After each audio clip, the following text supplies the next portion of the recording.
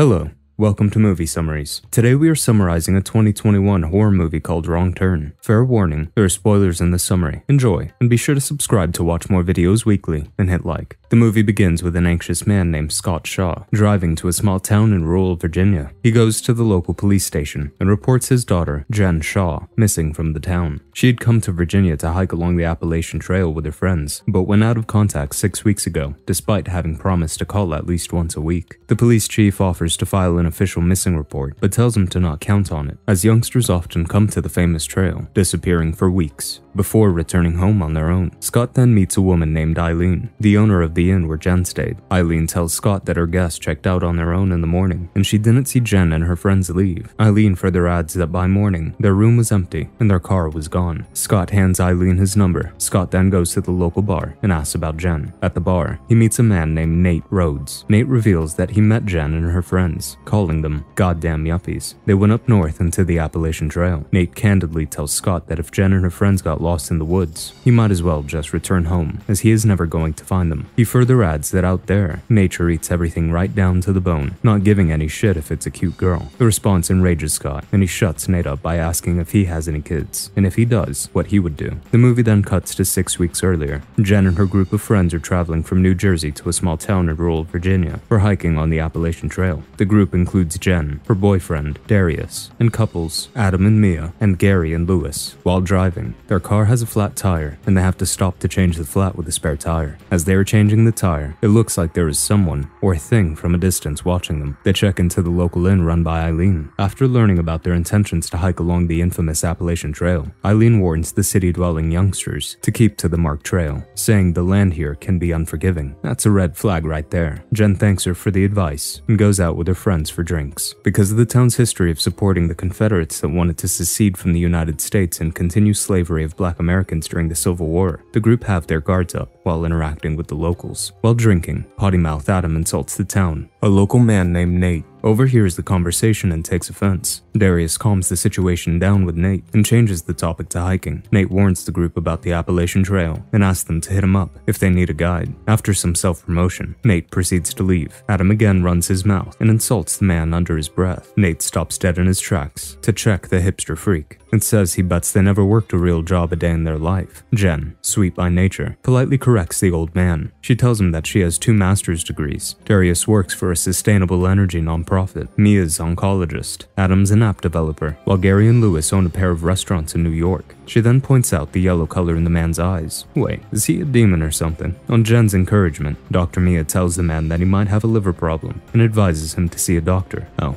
never mind. It's just a liver problem. After getting free medical advice, Nate decides against breaking Adam's bones and leaves the group to enjoy their time. After drinking to their heart's content, they head to their inn. Outside, they notice a man peeping into their car. Adam assumes that it must be one of the locals from the bar and insultingly orders the man to back off, throwing a bottle in his direction. Later, Darius and Jen talk about their life choices. He tells Jen that he works for a nonprofit instead of Wall Street because he wants to build a community where people are valued for their skills and character, not their bank account or skin color. A community where everyone works and everyone shares. Could this be a hint of what's to come ahead in the movie? The next morning, Jen goes for a jog. She runs into a local woman named Edith and her daughter, Ruthie, selling handmade bracelets by the road. Jen tries to befriend the little girl, but the shy kid runs away. Nevertheless, Jen patronizes their small business and bids Ruthie goodbye. Later, the group starts their hike to the pristine Appalachian Trail, where they come across beautiful waterfalls and frightening cliffs. After hiking for several hours, Darius proposes a side trip to see a well-preserved Civil War fort nearby. Here we go. This is how it always starts. The rest of the group are open to exploring the area, but Jen advises them against it, reminding them of Aileen's warning. However, Darius convinces her to go on the little detour. They walk for hours looking for the fort, but fail to find it. The group begins to get restless, but Darius convinces them to continue. Jen's worst fear comes true, and a large tree trunk comes rolling down towards them while passing through a slope. Panic ensues, and the group runs to safety. However, Gary doesn't make it and gets brutally crushed by the tree. The group sustains injuries, and Lewis is heartbroken by his boyfriend's death. He refuses to leave him there, but the group promises to get help to retrieve his body after returning to the town. During this chaos, Jen says she sees someone further up in the woods and freaks out. The group gets lost and sets up camp, retiring for the night. Jen wakes up at night to find someone lurking outside the tent, but brushes it aside.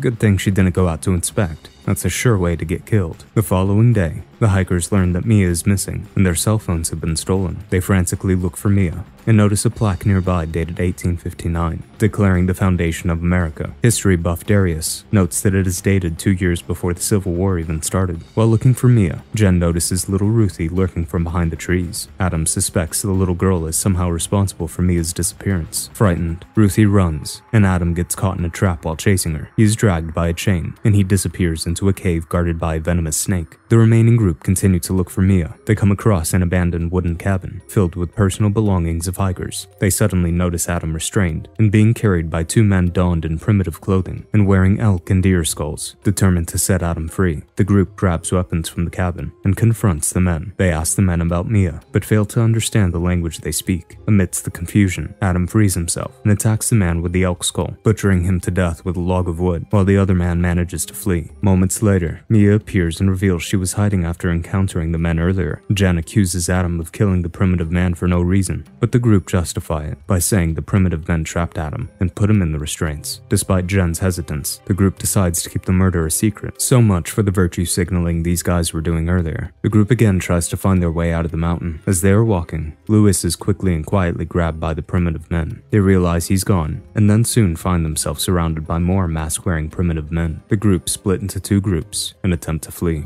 While running, Mia falls into a pit and is impaled on sharpened tree branches. Adam abandons her, and Mia is put out of her misery by one of the masked men. Eventually, Adam, Jen, Darius, and Lewis are all captured. Meanwhile, back in New Jersey, Jen's dad, Scott, tries to contact Jen, but his calls keep going to voicemail. Jen and the others later wake up in a pit and are taken into the group's primitive settlement deep in the forest by Edith. Edith presents the hikers before the primitive group's court. The Foundation's leader, Venable, appears and informs the group that they are on trial for murder. A man named Hobbs testifies against the hikers and accuses Adam of throwing a bottle at him and saying vile things about the local people. After Hobbs, one of the 2 men, Morgan, who had a confrontation with the hikers, tells Venable that he was out hunting elk with his brother Samuel when they found Adam in one of their traps. Adam was unconscious, so the 2 brothers were taking him out of the mountain for his own safety when the other hikers attacked them, and Adam killed Samuel. Venable then asked Jen to give her testimony, threatening her and her friends with dreadful consequences should she lie. Jen does exactly that and denies Adam's role in Samuel's murder. To Jen's dismay, Ruthie is then brought to the court, and she confirms that Adam killed Samuel. Jen immediately admits her lie and starts explaining that Adam killed Samuel in pure self-defense. She tells the court that Adam thought the 2 men didn't have good intentions and were kidnapping him. The justification only enrages the tribe leader,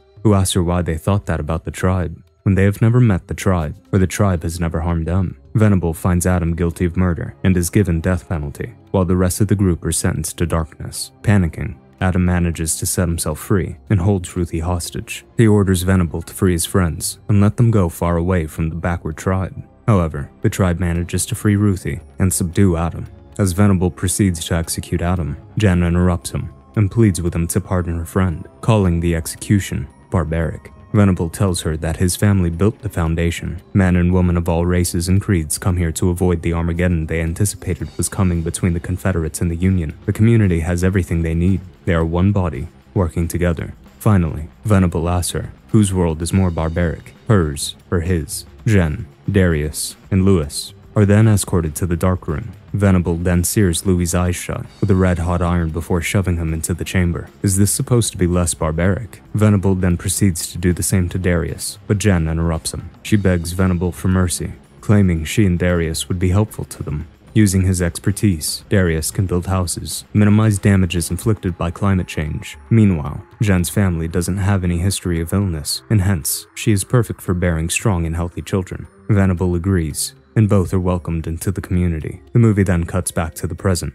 Jen's father, Scott, is approached by Aileen at the bar. She tells him about the Foundation. She confesses she didn't tell him about the cult in their first meeting, because it is the town's well-guarded secret. The cult doesn't bother the town dwellers, and the town dwellers don't like to bother the cult either. She tells him that anyone who enters their territory doesn't come back, alive or dead. As Scott leaves the bar, a few of the town locals start beating him up for continuing to find his daughter. They say she's dead. Despite Aileen's warnings, Scott insists on going into the woods to look for Jen. The next morning, Scott hires local trackers, Ed and Coop, that Aileen knows, and they venture into the forest to look for his daughter. The trio do their best to avoid traps, but eventually, Ed and Coop end up getting trapped and killed. Scott takes Ed's revolver and goes looking for for the settlement. By night, he finds the foundation, but ends up getting surrounded by the tribe and a brainwashed Darius. Afraid, Scott pulls out his revolver and orders everyone to back off. A brainwashed Jen shoots her father with an arrow from a distance and subdues him. Scott is stunned to see his daughter's new avatar. Venable tells him that she is no longer anyone's daughter. She is Venable's new wife. He sentences Scott to darkness for trespassing and orders his punishment to be carried out at dawn. Later that night, Jen sneaks out of her room and frees her father, revealing that she only shot him so as not to raise suspicion. The two then go to find Darius. However, Darius refuses to come with them, telling her that he belongs here. Jen and Scott then proceed to leave and run into Ruthie. The little girl shows the two an escape route that goes through the dark room. Before they get to escape, Morgan spots them, but Jen shoots him dead. The duo then head into the dark chamber, passing through tens of blinded, disheveled prisoners. She notices Lewis sitting in a corner, feeding on human flesh. She shoots Lewis in the head and puts him out of his misery. Outside, they are spotted by Edith and one other cult member, but Jen and Scott take them on and kill both of them. While figuring their way out of the mountain, they encounter Nate and other armed townsmen. Afraid, Jen warns them to back off, but Nate tells her that he wants to help. He reveals that the Foundation killed his nephew 6 years ago, so he won't mind taking revenge. Venable and his men spot them and launch an attack, killing some of the townsmen and wounding Jen. However, Jen and the others manage to escape on Nate's truck. Several months pass by. Jen and Scott have returned to their normal lives. After getting another shot at life, Jen has started mending her relationship with her estranged stepmother. One day, she visits her home to find her stepmother hosting their new neighbors, Venable and Ruthie. Venable notices that Jen is several months pregnant with his child. Afraid of what he might do to her stepmother and brothers, Jen agrees to return back to the Foundation with him. She boards a recreational vehicle with Ruthie, Venable, and his men and heads for the Foundation. However, as they drive away, suddenly the RV swerves out of control and crashes into a parked car. Jen has seemingly overpowered the cultist. The RV door flings open, and out comes a wounded Venable. With Jen on top of him with a knife, she passionately stabs Venable to death. Jen holds Ruthie's hand as they walk back towards her family home. Damn,